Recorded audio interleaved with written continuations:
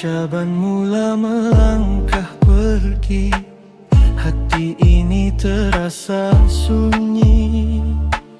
Terbayang lampu di sejah lama, tangisan doa di hujung malamnya.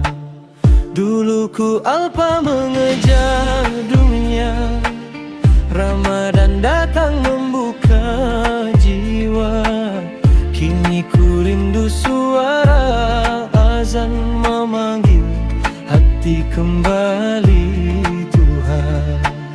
Ya Allah, temukan aku lagi pada bulan penuh rahmati. Jangan kau biar aku jauh tanpa sujud di malam tarawih. Aku merindui Ramadan, tangisan taubat di keheningan. Aku menangis mengalun doa, menyulam cinta pada yang esa. Aku merindui Ramadan, damai sahur penuh harapan.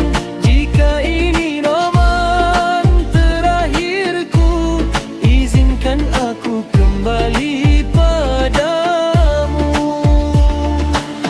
Dalam sujudku berserah, ampuni dosa yang berdarah.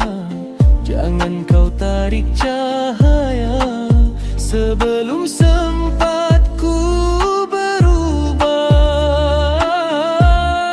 Aku merindui Ramadan, bulan cahaya dan pengampunan.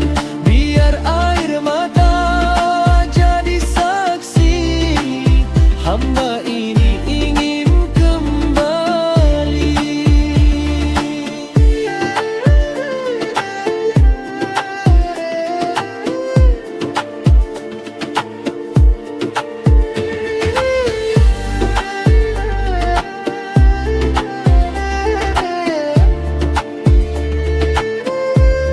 Aku merindui Ramadan, bulan cahaya dan pengampunan.